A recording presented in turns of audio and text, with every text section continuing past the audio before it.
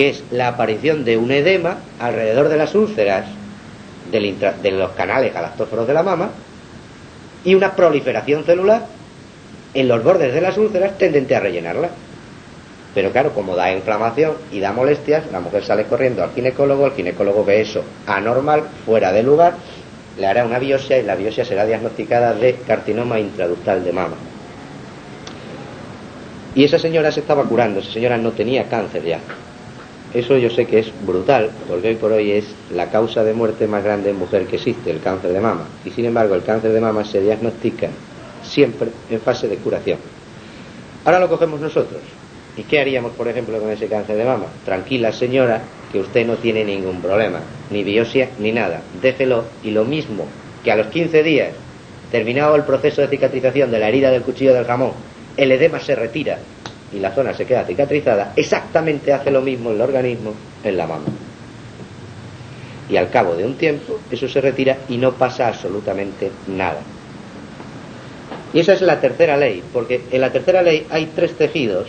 Os había dicho, este que os he hablado es el ectodermo, pero hay un tejido que es el endodermo, que es el tejido que forma fundamentalmente el tubo digestivo, que funciona completamente al revés. En vez de perder sustancia en fase activa, lo que hace es proliferar sustancia en fase activa y necrosarse en solución. Por ejemplo, un señor vive un conflicto, lo que nosotros llamamos un conflicto de guarrada. Se le han hecho una guarrada muy grande, como un caso concreto, un señor que es socio de su cuñado, y que un día, pues yendo a la notaría, después de muchos años en sociedad, descubre que el cuñado lo ha ido haciendo todo a su nombre y prácticamente lo tiene dejado en la calle. Vive la situación no en cuanto a la pérdida económica o en la posibilidad de que, bueno, pues después de tantos años resulta que yo prácticamente no tengo nada, sino en que mi cuñado me ha hecho una guarrada. El colorido del conflicto es el que determina el área concreta del cerebro lesionada y por lo tanto el órgano afectado. Por eso 100 mujeres de mama que tienen un problema de mama, las 100 tienen un conflicto con el mismo colorido. Si son diestras en mama izquierda, sería un conflicto de madre-hijo, conflicto de separación de un hijo. Si es en la derecha, sería un conflicto general y fundamentalmente de pareja.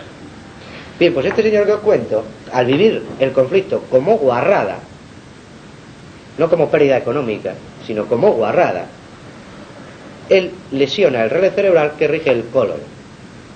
Y mientras él está viviendo ese conflicto activo, en el colon se está produciendo un tumor, sería el carcinoma de colon, y está creciendo un tumor en la luz del colon.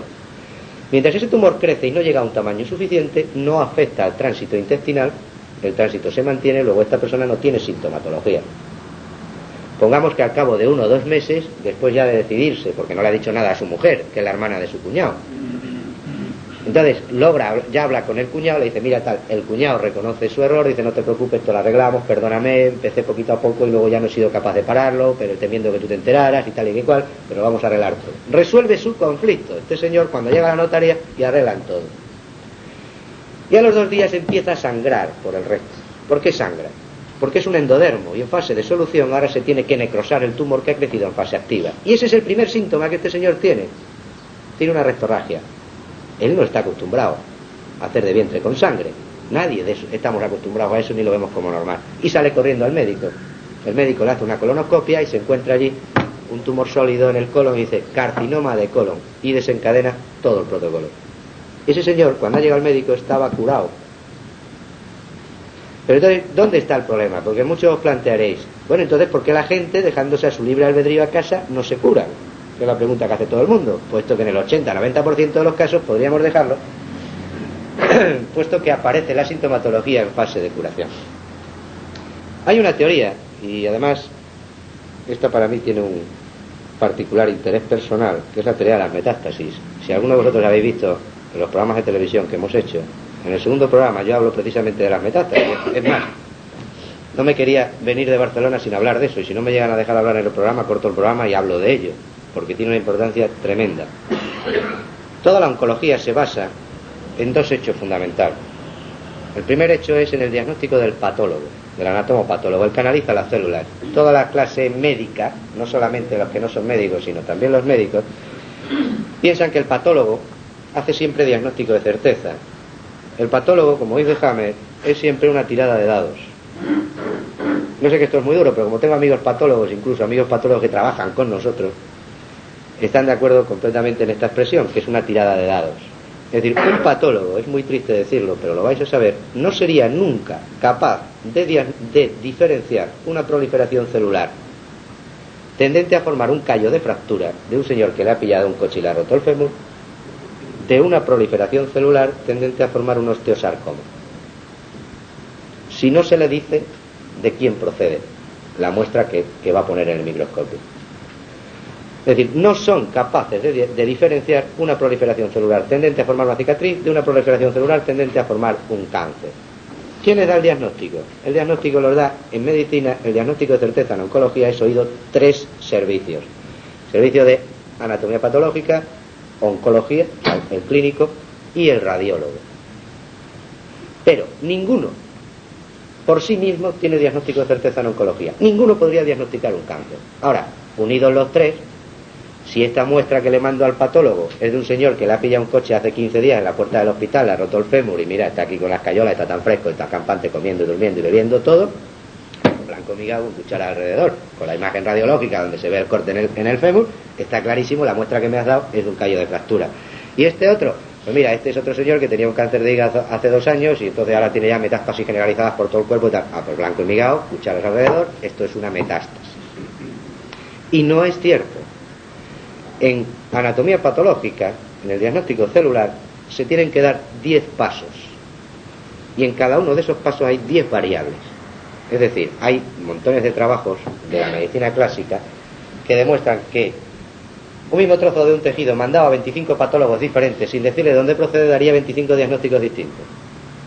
Y eso es la base fundamental de la oncología, hasta el extremo que en la calle figura que un patólogo es capaz de diagnosticar de una formación celular benigna, de una maligna, de si esto es un cáncer de grado tanto, eso es totalmente falso. Y luego la espina dorsal de la oncología es la creencia en la teoría de las metástasis.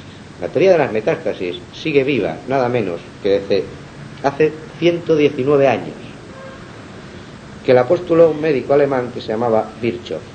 Entonces esta teoría dice que un cáncer originario puede dar metástasis, o sea, puede dar otro tumor en otra zona del organismo